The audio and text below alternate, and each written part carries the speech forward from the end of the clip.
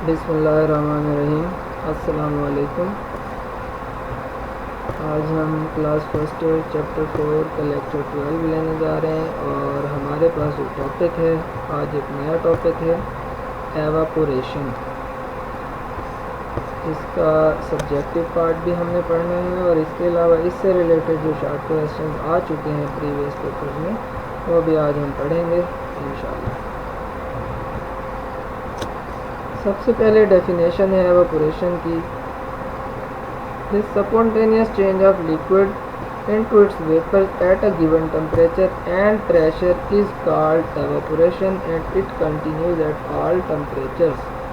ये दिस को आप डी कर लेंगे तो खुद ब खुद लिक्विड वेपर में कन्वर्ट हो जाता है किसी भी दिए गए टेम्परेचर और प्रेशर पे, उसको एवापोरेशन कहते हैं। यानी किसी लिक्विड का वेपर बन जाना, उड़ जाना, गैस बनकर उड़ जाना, बुखारात बनकर उड़ जाना, उसको एवापोरेशन कहते हैं किसी भी टेम्परेचर पर। और आगे वो मज़ीद वजाहत करता है कि ये जारी रहती है एवापोरेशन हर टेम्परेचर पर, continues at all temperature. Reason क्या है इसकी? In order to understand evaporation को समझने के लिए we have to examine the movement of molecules in liquids. Molecule जो होते हैं लिक्विड के वो मोशनलेस नहीं होते, आर नॉट मोशनलेस, हरकत में रहते हैं। Energy of molecule is not equally distributed. Molecules की एनर्जी बराबर नहीं होती, मतलब कुछ मॉलिक्यूल की एनर्जी ज़्यादा और कुछ की कम होती है। The molecules which have low kinetic energy move slowly. ऐसे मॉलिक्यूल्स जिनकी काइनेटिक एनर्जी लो है, कम है, वो स्लो हरकत करते हैं। काइनेटिक एनर्जी हरकत की वजह से होती है, अगर मॉलिक्यूल स्लो हैं तो काइनेटिक एनर्जी कम है। While others with high kinetic energy move faster, जबकि दूसरे जिनकी एनर्जी ज़्यादा है वो तेज़ हरकत करते हैं। If one of the high speed molecule reaches the surface, और इस तरह का एक ज़्यादा एनर्जी रखने वाला मॉलिक्यूल जब सरफेस के ऊपर पहुंचता है तो इट में escape the attractions of its neighboring molecules, ये escape कर जाता है, भाग जाता है, साथ वाले मॉलिक्यूल की फोर्स ऑफ अट्रैक्शन से निकल जाता है। and leaves the bulk of the liquid, और इस तरह लिक्विड को छोड़कर कहीं और चला जाता है, हवा में चला जाता है। बल्क ऑफ लिक्विड यानी कि बहुत ज़्यादा लिक्विड जो नीचे पड़ा हुआ है वहाँ से वो निकल जाता है। ये जो स्पॉन्टेनियस चेंज है लिक्विड का वेपर में, खुद ब खुद जो लिक्विड वेपर में कन्वर्ट हो रहा है, इसको एवापोरेशन कहते हैं और यह हर टेम्परेचर पर जारी रहती है। एवापोरेशन कूलिंग क्यों करती है? वजह यह है कि जब हाई एनर्जी मॉलिक्यूल लीव कर जाते हैं लिक्विड को तो पीछे कौन से मॉलिक्यूल रह जाते हैं? Low energy molecules are left behind, पीछे थोड़ी एनर्जी वाले मॉलिक्यूल रह जाते हैं। देखें टेम्परेचर क्या है? टेम्परेचर एवरेज काइनेटिक एनर्जी होती है मॉलिक्यूल्स की। अगर हाई एनर्जी वाले मॉलिक्यूल चले जाएंगे, पीछे लो एनर्जी वाले मॉलिक्यूल रह जाएंगे, एनर्जी उनकी कम होगी तो टेम्परेचर भी उनका कम होगा। तो अब देखते हैं कि यहाँ वो क्या कहता है। The temperature of the liquid falls, उसके नतीजे में टेम्परेचर गिर जाता है लिक्विड का। अब लिक्विड ठंडा हो गया है तो क्या होगा?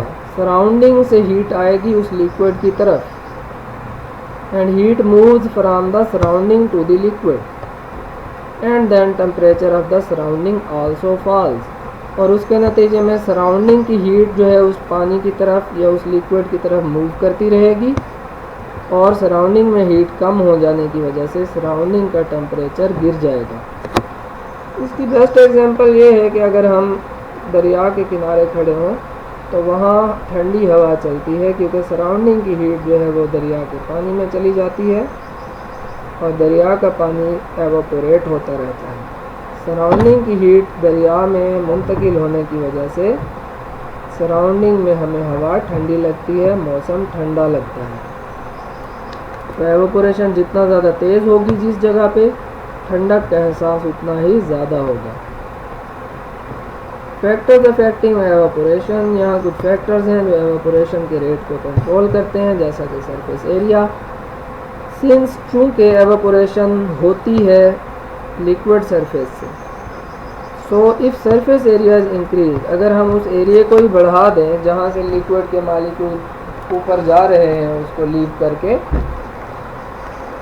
Then more molecule are able to escape, तो ज़्यादा से ज़्यादा मालिक्यूल उसको छोड़कर निकल जाएंगे कहीं। एंड लिक्विड एवापोरेट्स मोर क्विकली, और उसके नतीजे में ज़्यादा जल्दी जो है लिक्विड एवापोरेट हो जाएगा। इसकी मिसाल ऐसे है कि आप एक पानी जो है थोड़ा सा लेके बराबर अमाउंट ले लें पानी की, जैसे कि 1 पाव पानी लेके उसको डाल दें आप एक ट्रे में, और उतने ही पानी को लेकर डाल दें आप एक गिलास के अंदर। तो बहुत ही सिंपल सी बात है कि ट्रे वाले पानी का सरफेस एरिया ज़्यादा है, तो वहाँ से ज़्यादा मालिक्यूल ऊपर चले जाएंगे, वो जल्दी खुश्क हो जाएगा ट्रे जो है, जबकि गिलास जो है उसमें पानी वैसे का वैसा पड़ा रहेगा क्योंकि सरफेस एरिया उसका कम है। Temperature, liquid having same surface area, अगर सरफेस एरिया सेम हो तो फिर कौन सा फैक्टर है जो एवापोरेशन पे असरअंदाज होता है? टेम्परेचर। तो rate of evaporation is controlled by temperature.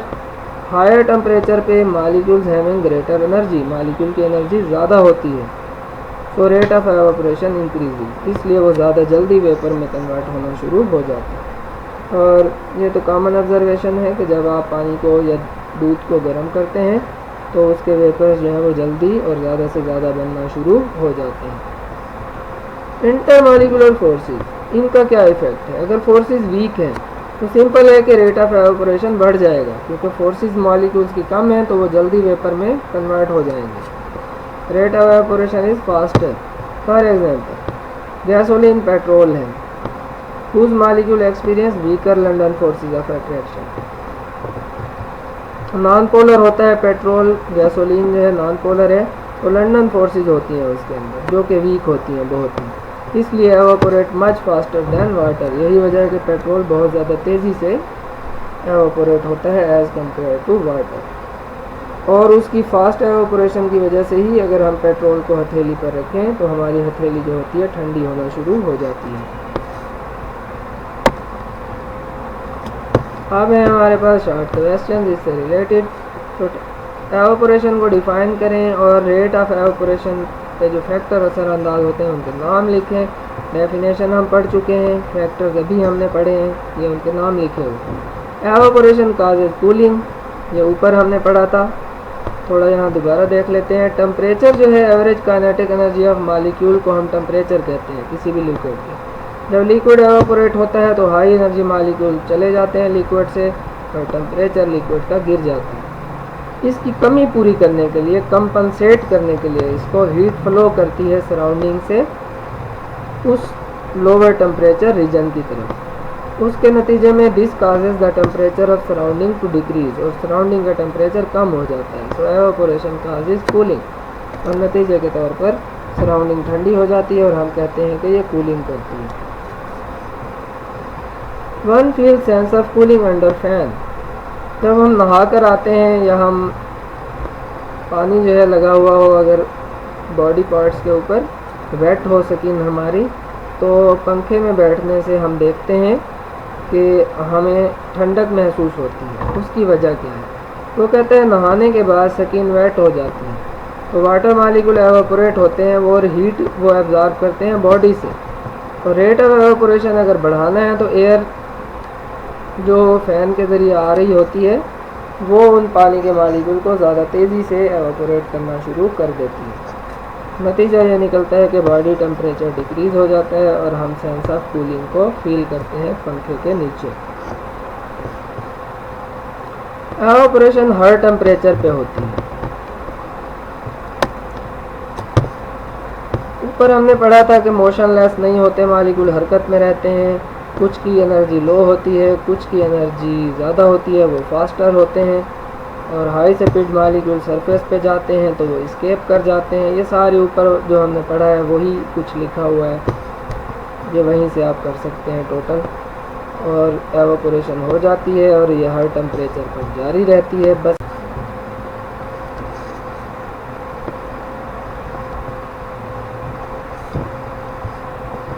बस यहाँ पे एक जुमला जो है ये एडिशनल है कि बाय चेंजिंग टेम्परेचर, अगर हम टेम्परेचर चेंज करें तो एवापोरेशन पे क्या फ़र्क पड़ता है। Only rate of evaporation decreases और इंक्रीजेज।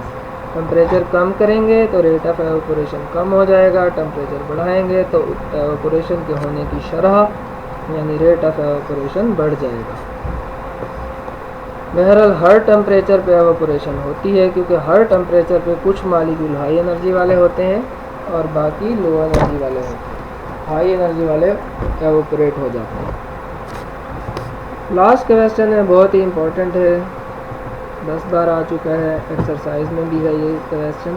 तो अर्थनवेयर वेसल पानी को कूल रखते हैं, वजह क्या है। There are present pores in the surface of earthenware vessels because they are made up of sand and clay. Earthenware vessels यानी कि मट्टी से बने हुए जो बर्तन हैं, सैंड और क्ले के बने हुए, रेत और चिकनी मट्टी, इनमें पोर्स होते हैं। ये लिखा हुआ है there are present pores in the surface, जैसे घड़ा होता है पानी का। तो जब एवापोरेशन होती है तो हाई एनर्जी मालिक्यूल एस्केप करते हैं, लो एनर्जी मालिक्यूल पीछे रह जाते हैं। अब घड़े में लो एनर्जी मालिक्यूल बचे हुए हैं, अगर सराउंडिंग की हीट घड़े में दाखिल हो जाए तो पानी जो ठंडा हुआ पड़ा है वो गर्म हो सकता है, लेकिन वो हीट घड़े में दाखिल नहीं होती। Temperature of water inside the container decreases. Container यानी घड़े के अंदर पानी ठंडा हो जाता है, टेम्परेचर उसका कम हो जाता है। Heat can not enter the container from outside. बाहर से हीट अब उस घड़े में नहीं जा सकती। बिकॉज, वजह क्या है, क्योंकि क्ले सरफेस जो है, जो मट्टी है, एक्ट एज एन इंसुलेटर, वो इंसुलेटर के तौर पे एक्ट करती है। अब वो इंसुलेटर है, वो हीट को अंदर नहीं आने देगी। Therefore earthenware vessels keep water cool, और उसके नतीजे में पानी जो है वो ठंडा हो जाएगा। घड़े के अंदर से पानी के हाई एनर्जी मालिक्यूल एस्केप करते रहते हैं, लो एनर्जी वाले पीछे रह जाते हैं और उसके नतीजे में पानी ठंडा हो जाता है। ये था जी आज का हमारा लेक्चर। इंशाल्लाह नेक्स्ट लेक्चर में हम मिलते हैं नए टॉपिक के साथ। Best of luck. अल्लाह हाफिज़।